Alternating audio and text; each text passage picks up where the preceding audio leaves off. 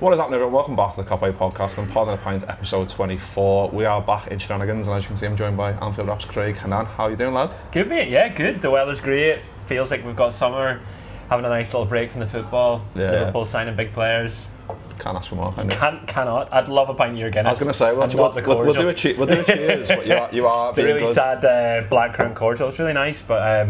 Well, I brought this up and you were like, oh, that does look good though. It looks incredible. Basically, it's obviously the football season's finished, so I'm trying to drink a little bit less because of that, and Glastonbury next week, so going to the gym after this. Decision. No, I mean, if you had like 2 Guinness and you went to gym, it's like, I'm going to work off them Guinness, but you just wouldn't feel right, would it? I wouldn't be in the right man. I'd have another Guinness. Not go to the gym. Not go to the gym, just do a bit of running and go straight back and forth. It's like just counterintuitive, isn't it? But as we always do on these shows, opening question. We've had some crazy ones over the last couple of weeks. My favourite one, I'm going to say this every week because it was the best. It was probably the best and funniest one. It was like, if you could dispense 5 liquids from all your fingers, what would you have? You know, like just like whose brains that come from?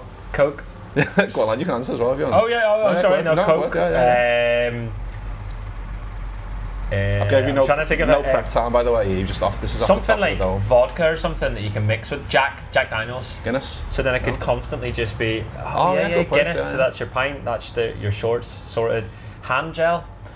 You'd never have to buy hand gel. You could just wash your and then water at the end. You'd be sorted. In fact, replace the hand gel with Lucozade Orange, and then you've basically got your night out and your hangover. The normal Lucozade Orange, not the sport. No. I'm not a fan of the original. No, me neither. No, I'm not a fan. You know what? I'm going to actually ask this question every time. Sorry, yeah. No. Actually, it's a good. I'll do an opening question. That can be it all the time. We'll find out people's favourite 5 liquids, and then we'll go into the out your fingers. Yeah. I think it was on me and Dave Lynch, and we were like, we had a good chat, a 10-minute chat beforehand. Like, what are you going to pick? Like, I don't know what to pick. Like, you didn't do that for me. I had to go straight off the bat. We have got another question for you though. That's why I went hand gel. Well, we were thinking like petrols, like, you know, like just want to fill up your car. That's unbelievable. Do you know what I mean? There's so many worlds you can go into. Like, why don't we just make this podcast about that? Yeah. What's your favourite 5 liquids? Let us know. But the real question is, the real quiz is favourite bars in Belfast. This was one of the questions that I got asked from Martin. That's an easy one. Duke of York, what a pub. It's incredible. It's on like a little alleyway. Very sort of picturesque, looks very Instagram. Brilliant pint of Guinness. Often they'll have like a little band in the corner as well, a little Keeley band. And it's got, the walls are, I don't know how to describe this, but the walls are just covered in like artifacts and frame pictures and old Guinness signs and harp signs, and just like built up over the years. Nice. So you get like a real sense of being in a pub that has, you know, been there for a long time and tells the story of the culture and sort of history of the city. Belfast is a belter for like a daytime. Kelly Sellers as well. Daytime. I'm getting so excited. I'm just like they're coming out of out of a daytime sort of like just a big pub crawl. Kelly Sellers, a brilliant pub as well. There's loads. Cathedral Quarter. If you're thinking of going, go to Cathedral Quarter and just walk around the cobble streets, and it's easily found. There's a little entry as well. If you put into Google Joy's Entry, and you'll find you'd miss it walking past it. But if you go down there, there's a couple of it's Jawbox. There's a couple of pubs down there as well, and then over again, there's another little entry that goes in. There's the Morning Star and stuff. Brilliant. Loads. Well, I've heard loads of stuff. I've never been. It's on the list. I've been to Dublin a few times, but Bittles. But I've heard it's like the tiniest little. Bittles is the best pint of Guinness, and it's just tiny, I think the best pint of Guinness I've ever had. Really? Yep. How would you compare? Like, I'm assuming you've been to Dublin. Like, how does compare like Belfast to Dublin? Brilliant. No, I don't think there's much difference, to be honest. I like Belfast in terms of the vibe much more than Dublin. Yeah. I think Belfast feels like a less touristy version. It feels like a little bit more real, sort of Irish. You know, which maybe that's just because Belfast is a little bit further behind in terms of the tourism and all of that. But it has sort of lifted over the past 10 years. But look, I'm not gonna start that. It's like if you ask me about Tito, Chris North and South, I'm gonna upset somebody. No, but I mean, it is the age-old debate, isn't it? Like, about does it taste better than Ireland? And I wasn't convinced about that. And we were just been discussing before we started recording about like it's because you're in Ireland and you're having a nice time and all that. But I went to Dublin, I think it was 2 years ago. And I don't know if you've been in the Gravediggers. like my mind was just like rocked to the core. I was like, this, whether I'm just in the best mood ever, but this is going down like not on ever has. Yeah, It was just unreal. I think when specific places like Bittles, as an example, the Guinness is way better, and I think is it less to do with sort of obviously it's how far it's had to travel as the sort of key part, but it's more about how many pints of Guinness are being served. And Bittles is literally you walk in and you're getting a Guinness. In fact, to the point where the owner was on TV back home because he was getting interviewed because he'd thrown an American out because an American asked for a can of Coke, and he was like, fuck off, which I really enjoyed. Like, you come here for the Guinness, get the Guinness or piss off, and that's what he said to him. So so I think places like that are serving so much of it, like Bittles, you go in and it's just flowing. It's just flowing. So I think that's when you get the best one. But I mean, I do love anywhere sort of down south of Ireland. I love getting there, and you've got like the little weekend ahead of you. You have your first Guinness. It's brilliant. Yeah, I think it was similar in Gravediggers. Like, I was just blown away. Like, I went in, there's like loads of people behind the bar, just some fella at the end, just like didn't turn it off, just doing this, put another one under, like a stack like 15, 18 of them there, then just putting them back under. So that tap never went up. No. So I think there's something in that as well, like just constantly flowing. And I think I got absolutely fucked. I was about 8, 9, 10 deep. It's like, this is the best ever. I've not looked back since. I actually had a really good pint of Guinness in Delaware. The Anfield Drop did a live show in Delaware. Oh, really? I'm trying to remember which. It's the state of Delaware, actually. That's what it is. But anyway, and they handed me a pint of Guinness. It was in an Irish pub, and it was a really good pint of Guinness, and it was because it was brewed very, very close to Delaware, so there must be something in that the travel. They obviously don't do it in Ireland for the rest of the world. You know what I mean? They've got to, but I think it's to do with the sheer volume of people drinking it. No, definitely. Well, let us know where your favourite pint of Guinness is in the comments. But yeah, let's talk about the Reds a little bit then, because there's the same stuff kind of coming up, because there's not that, fixtures and there's transfers and stuff. But let's talk about the fixtures a little bit, because they were announced yesterday, and the Reds have got Bournemouth at home on the opening Friday. And I had a quick calculation, 57 days away until that first game. Not that I'm counting down. It never stops, does it? Like, my wife says to me, like, quite often, she'll be like, you know, you think the football's finished, but the football's not really finished, because there's still everything around the football. No one stops. And then the friendlies start. Like that Preston game, I'm really looking at the Preston game and going, Wirtz is going to be playing. That's under 3 weeks away, so never stops. Yeah, but how excited are you then for like fixtures, like being the Friday opening day, and then I think we've got Arsenal third game, is it? I think it's a pretty tricky-ish like opening for Liverpool, and then looking towards the end of the season, like people have already got their eyes on like going to Old Trafford and winning number 21 at Old Trafford. Like, I guess like just dreaming and like thinking about that obviously is good, because we've come back off the back winning the Premier League. But I think it's just good to like see. Obviously they're going to get moved around and all that stuff with TV stuff and all that. But just to have like a bit of a picture about Liverpool, what Liverpool might be up against is exciting, isn't it? Yeah. You tell yourself you're enjoying the break, and then as soon as you see the fixtures, you're planning. You're planning like, you know, maybe an away trip, or you know, thinking about the home games. I mean, it is a fairly tricky start. The Newcastle one's the one I think's the most difficult in a funny way. I think that the first game being at home is perfect. Obviously, the final game of the season's at home, which is absolutely everything you want. And then also, you know, Arsenal as well, playing them so early, but playing them at home. I think it's the bank holiday weekend as well, if I'm correct on that. So that feels like one where, rather than we're the champions, so rather than looking at that and thinking like that's a really difficult fixture so early on, I'm looking at that and thinking, well, we've signed Florian Wirtz, and we can hurt them early, because I think Arsenal have shown that they can be hurt sort of psychologically, and we can lay a glove pretty early on them. But it's that Newcastle game that feels huge. But you know, I like that kind of thinking around Old Trafford. I like the idea that, you know, like we are the champions and we're acting like the champions in the transfer market. And I like the idea of looking at the fixtures and rather than saying, oh, you know, we've got like a difficult run in like we had last year and blah blah blah, we're looking at it and going, yep, Old Trafford away, let's get number 21. Exactly. I mean, there's different ways of looking at it. It's like you said, getting Arsenal early, you can look at it like for catching them early with with a few new players, and we're at home. So if you get 3 points on the board early doors there, then you obviously we've got to think about the Emirates later on in the season, but you've already got 3 points over them, and they're going to be one of the main rivals for the title and stuff like that.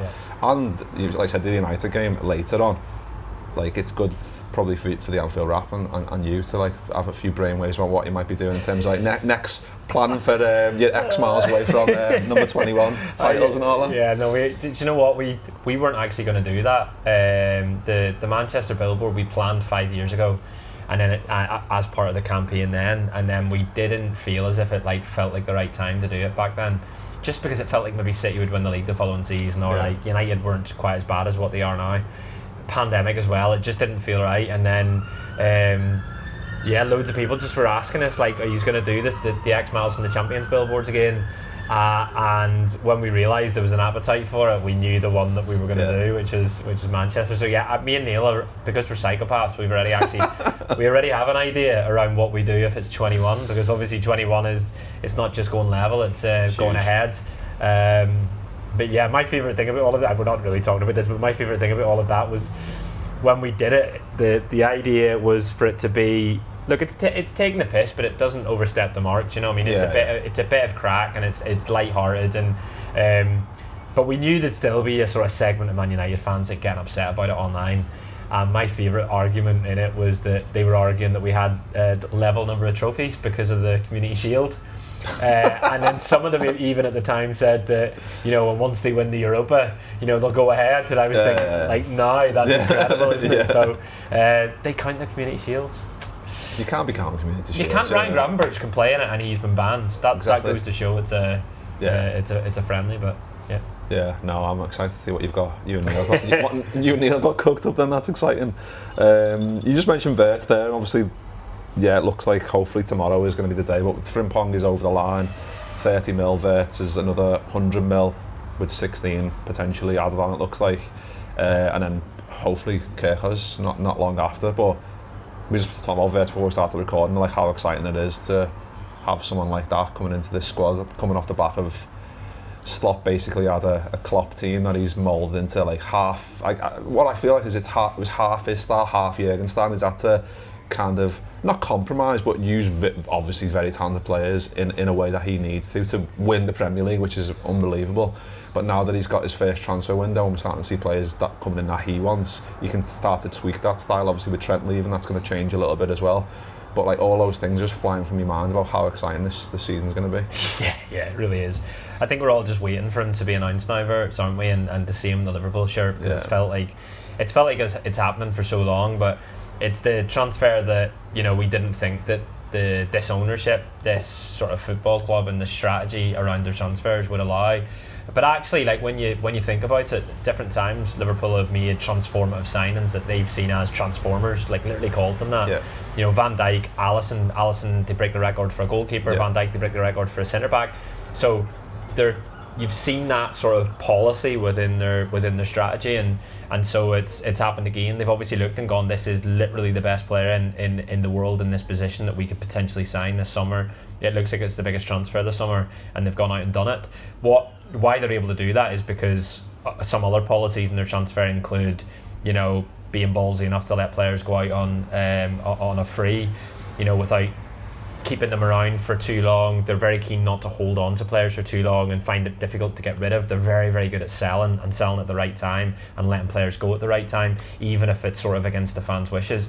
And they're very good at signing players like McAllister for a low fee, Gravenberch for a low fee, you know, players like that then allow sort of, you know, an extra 20-30 million that should have been spent on him, you know, to spend on someone like Wirtz, who they see as a transformer. And also, like, as businessmen, you know, these are sort of venture capitalists, and they know that he's an asset that's, if he continues that the trajectory is going to be worth more. But from a fan's point of view, I just can't wait to watch him, and they're the best kind of footballers, aren't they, where you're just like, it'll be like Thiago when we signed Thiago, and you were just like, you know, wooing at everything he did. Yeah, that's just every 5-yard pass you'd be like, this guy's the best. Exactly. The best pass of the ball I've ever seen. I saw someone like compared it to like Rooney going to United, and I was like, I then thought about it a little bit. I was like, you know, it kind of makes sense a little bit. Like, you're going out and buying like the best young talent who's it remains to be seen exactly where he's going to play. Whether he's going to play on the left or as like a false nine and drop deep and allow Salah and whoever else to go into those central areas. But I kind of get it. Like, he was spending a lot of money on him, so there's going to be a lot of hype and a lot of pressure on his shoulders. But from what I've seen of him, I think he'll just take that on his back and just carry it. Like it's not, and that's what I'm hoping anyway. But I just feel like you said, Liverpool don't really do these type of signings where you're like, oh, that is a lot of money. Like Van Dijk was a lot of money, Alisson was a lot of money, but within a couple of games you could see that they're worth the money. So I'm just hoping Wirtz comes in and has like a similar impact, where it's like straight away we're like, yeah, there's going to be no qualms about this fee straight away. Yeah, it might take a little bit of time as well, because Van Dijk was obviously just coming from the same league. Same with someone like Rooney from Everton to United, I think. And Alisson, it just felt that he has that early moment against Leicester, but he's a goalkeeper. It's not quite the same. It's not the speed of it's. I think it might take a little bit of time. The one thing is, have you looked at the top 10 transfers in terms of the amount spent ever and seen how few of them have worked? And that is the one sort of cautionary tale, isn't it, about all of this, that it doesn't equal success, and it might take a little bit of time. But I think, given everything you hear about him and everything we've seen from him, and what has been written and said by sort of pundits and Bundesliga experts and all of that, they just think he'll take it in stride, as you say. And I think the most exciting thing for me is something that I didn't actually realise about him, which is he is obviously he's so good at unlocking defences. He's so good at, when he has players ahead of him, picking them out or scoring if he's so good. But he also has like this like tenacity and this like streak of aggression that he's quite happy to do the defensive work. He's quite happy to do the dirty work and get stuck in. So that's the bit that when I'm looking at him, I'm thinking, like, if we have a Coutinho style sort of number 10 where he's able to just create magic for those ahead of him and also just himself, but also someone that's going to be able to battle and dig in and be aggressive when needs be, like, that's the perfect sort of number 10. So I can't wait for that. Like, I just can't wait. I cannot wait to watch him, and I'll be at Preston just solely probably for Wirtz. Just play a cam and Florian Wirtz. No, because I obviously you do the usual thing, don't you? You go on YouTube straight away, and it's like there's all the about like 17 videos like "Welcome to Liverpool, Florian Wirtz." How quick they make these videos is unreal. There was one that I saw that said 10 moments Florian Wirtz shocked the world, which really made me laugh. Shocked the world. Like, wasn't even Bundesliga fans or like football. It was the world. The whole world was shocked by it. Just clickbait, and it's like that was mad thumbnails people make with like sad faces and that, like, just to get people to click. No, because instantly when I saw him, I thought of Coutinho as well straight away, and I was on. It was a Friday night a couple of weeks ago with Neil and that, and he mentioned Rooney, and I was like, well, he's probably like he is like Rooney, but he's got like the ability of Coutinho in terms of the dribbling ability. Like he's just like a mean Coutinho, if you want, because there's that mean streak in there where he'll do anything to win, but he's still got all those other attributes where he's in the pocket and he's the dribbling ability, the passing ability, the ability to score, and it's just like your mouth's just watering at the prospect of him cutting inside and laying Mo Salah on, or vice versa. Like, they're just gonna have a field day with each other, aren't they? Like, that's the hope anyway. What are your thoughts on Kerkez then? Because I had Dave Lynch on a couple of weeks ago, and we were talking about like Tsimikas and Robertson and who do you think's going to go, and everyone just assumed it was going to be Tsimikas, didn't he? He was going to be going, but Dave Lynch did mention at the time like Atletico Madrid were interested. That's kind of over the last couple of maybe last week. That's kind of like gone a little bit stronger. It feels like maybe in terms of he's going to make a decision there. But Kerkez, I just feel like for his age, 21. He's exciting for that left hand side. He can kind of run that whole left hand side on his own with the engine and the ability to get up and down. I think that's going to be an exciting one, isn't it? Yeah, I am excited about him. I mean, I've often find it hard to get excited about left backs, I'll be honest. I know, yeah. Like, historically, I don't think I ever have. But then, Andy Robertson turns up and is the best one we've ever had, in terms of my lifetime, and the best I've ever watched. And I mean, I'll be really sad if he does go. Equally, I've seen when Liverpool have let go of players that we've had an emotional connection to and attachment to, when they've let go of these players, usually they've let go of them at the right time. Look at Mane and Wijnaldum and even players like Emre Can. Like, you can sort of go back and see that they've got it right most times, more times than not. I felt much better about the So I'm really excited about Kerkez as a footballer. I'm excited that he's coming from the Premier League. He's got that experience. I really liked the look of him last year. His age profile, he's got his Hungarian mate there. They've signed another Hungarian keeper, so we got another Hungarian mate. And it'll be interesting first day against his former club.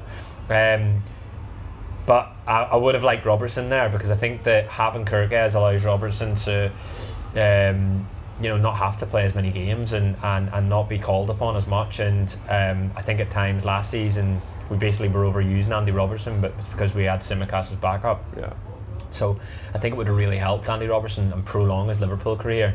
But then Andy Robertson will be thinking to himself, well, I've literally just turned 31. Yeah. I've still got 3 or 4 years playing in me.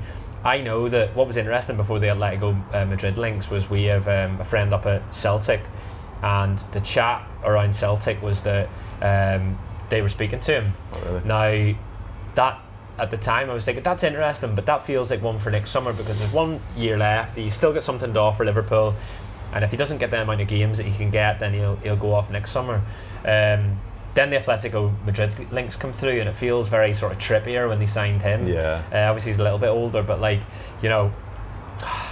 don't want it to happen. I would rather Robertson was there for Kerkez and the two of them can get us through this season. But then Liverpool won't let him go unless they have something else up their sleeve, and I don't think that that's Tsimikas, because Tsimikas hardly played last season. Yeah, I think it's difficult because you're completely right. I think as well, because if you're saying, you're saying Kerkez, say there's 3 levels. You're saying Kerkez is level 1 because he's going to come in and he's going to probably play most games. Andy Robertson's probably was a level 1, but maybe a level 2 now. But Tsimikas is a level 3. If you get rid of Robbo, you're losing the level 2. Yeah. And then your option from a level 1, you're dropping to a level 3. I think that's the problem we've had last year, really in the recent years, where it's Robbo and Tsimikas. Tsimikas has got good games in him, but it's, like you said, but then you're over relying on Andy Robbo, who's not getting any younger. Yeah. So you want to keep level 1 and level 2, so you can just interchange them two, and you're getting better quality on a more regular basis, because we don't want to be going for the Premier League, we want to be going for Champions League and everything else as well, don't we? So and also with Kerkez, because he is so young, we're celebrating that fact, but also with that becomes at times sort of immaturity and inexperience. And if there is a big game where you feel like maybe Robertson's nice and his know-how and his experience will pay off in a particular atmosphere, stadium, or against a particular team, then you can use him in that game and sort of hold him back for the game before, the game after. But that's my only thing around that. While Tsimikas, you can't really do that, because so Kerkez might go through a sticky patch and then you remove Tsimikas, and that's where we're in trouble a little bit. But I also think people have been sort of harsh on Tsimikas at different times. He's been a backup left back, been a pretty good backup left back. He's had some big moments. He has the FA Cup, but he's got a decent number of assists compared to the number of games he's played for Liverpool. So I haven't been as down on him, but we're now at a different level. We're Premier League champions. The players are talking about winning both big trophies next season. So we need the best squad possible, and I think we saw it this season at different times. It just wasn't the squad, and the sheer numbers of players that he really trusted, wasn't to the number that we'd want. Yeah, definitely. Well, we'll finish up then with a bit of Alexander Isak, because why not? Because the rumours are circling, and they're not. Doesn't seem like they're going away anytime soon. But what are your thoughts on him then? Because I think generally when you look online, people are like, injury record and stuff. But I had a little look, like he's played 40 games in the last 2 seasons in all competitions. So the season before that, he plays 27 in his first season at Newcastle, which is obviously isn't as good. But 40 plus appearances in 2 seasons. The only thing is you want Mo Salah levels of availability for someone who's probably 150 million, but if you get him in and he's 150 million, he can play over 40 games, that's still good enough. But I mean, this is all hypothetical, because whether Liverpool are going to pay 150 million, whether Newcastle are going to let him go for whatever, but as a when you're making, people just love making the formations with you sign a new player, he goes in instantly into the new slot. I saw one that was missing McAllister the other day. McAllister's literally one of the best. One of the best midfielders in the world. They just put it's just like FIFA. You just put the new fella in left wing, the new fella in centre mid, just because it looks fancy and it's brand new. But Isak is obviously, he would, if we did sign him, he would score 30 plus in all comps every season without doubt, because you think like Nunez's goal record isn't actually that bad, really. If you put Isak in those positions, he's going to be scoring like 80% more of the chances, isn't he? Yeah. I think Liverpool will sign him if it's possible. I know that sounds like of course. But what I mean is, everything you're hearing is that the price isn't putting them off. And I don't think it's 150 million. I think that them signing Wirtz for 100 million plus add-ons. That's one of the best players in the world. Now Isak is, and it's a more difficult position in terms of who's available and stuff. So, and then there's the Premier League sort of tax on top of that. But I think you're talking 125 or something like that. But I think Liverpool will be happy to do it if they're able to find a suitor for Nunez at say 60 million. Maybe Harvey Elliott goes and it's 40, and then you're on 100 there already with two players. The one in Elliott who already played last season, and the other you're replacing with Isak.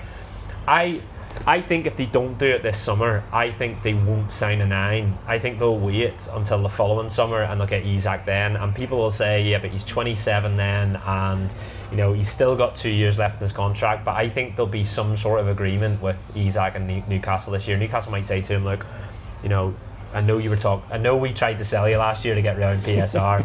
I know we were talking about you potentially going this summer, but we've won a trophy. We've got into the Champions League. It's the perfect season for us. Yeah. Give us one more, play in the Champions League, and then we'll let you go for a certain price and have like a bit of a gentleman's agreement with them. Whether that works for Liverpool or not, but I think Liverpool will be happy to wait. I think there's more value at the top end of the transfer market than there is in that middle end. So if Liverpool find bargains they can pick up, Frimpong's one, as an example, they'll do it. I think the Ekatike's, whoever else that there is that you sort of see being linked with around 80 million, I don't think that's the value. I think the value, they will see it as those 120 million pound players who Isak can score 20 goals in the Premier League. He will. And that's worth 40 million more. Exactly. Instantly. Exactly. So I think that's where that'll be their outlook with Isak. It would be a monstrous summer if they managed to do that and Wirtz. But then everything we've heard going into it, and I know the journalists say every year, there's money to spend and all of that. I genuinely have always believed that there is money to spend. It's just that they won't spend it on anyone. They will spend it on the one. And Isak's the one to them. Wirtz was the one to them. And so I think it's 50-50 whether they do him this summer, but if you were asking me if I was a betting man, I would bet on them signing him over the next two. I think just think he's a belter. I think he is. I think they're not just looking at footballers who are going to do the business now. They're looking at footballers who will be around to do the business when we're losing Salah and Van Dijk in 2 seasons, or whether it's one gets an extension or whatever. But they'll be, particularly Salah, they'll be looking for players that can take the mantle. Wirtz is definitely one of them. Isak is definitely one of them. Teams will be looking at Liverpool next season, whether they sign Isak or not, and they'll be going, right, so Salah scores all the goals and the assists, so we're going to have to work out a plan for him. Right, Wirtz is the big one now, we're going to have to work out a plan for him. Gravenberch, we're going to have to try and nullify what he does, because what he does is so important to Liverpool. Well, then they've got McAllister to deal with, and then they've got Luis Diaz and Gakpo on the left, and then they've got Frimpong or Bradley going up the right hand. They've got this new left back, they've got more pace in the squad. It's really, really exciting time for Liverpool. It is. It's massive. I just think on Isak, I just think he's one of the few strikers I've seen make Van Dijk look still extraordinary, but a little less extraordinary. Because the pace and power, he gets shots off early, and like when he strikes it, it's in. It's effortless, isn't it? Like that goal he scored against us. That's what I mean. I was at that game, and it was almost like blink and you miss it and it's happened. You're like, what the fuck? Like, why did he get that? Like, he looks like a footballer who just instinctively knows where the goal is. It's in him to score goals. It's not like, how Salah scores goals, but like he talks about how much like training and stuff he puts into it, while like you look at Robbie Fowler, and Robbie Fowler just was banging them in from when he was a kid. That's just what he did. And Isak feels like that kind of footballer. Yeah, definitely. Well, we could talk all day about how Liverpool going to set up. It's very exciting, but we will leave it there, lad. Nice one to Craig for jumping on, lad. Appreciate it. No worries at all. Enjoyed it. Yeah, we were in Shenanigans for episode 24. We'll be back probably next week with another episode. But yeah, nice one to Craig, nice one to everyone for watching or listening, and we'll see you on the next one. Ta-ra.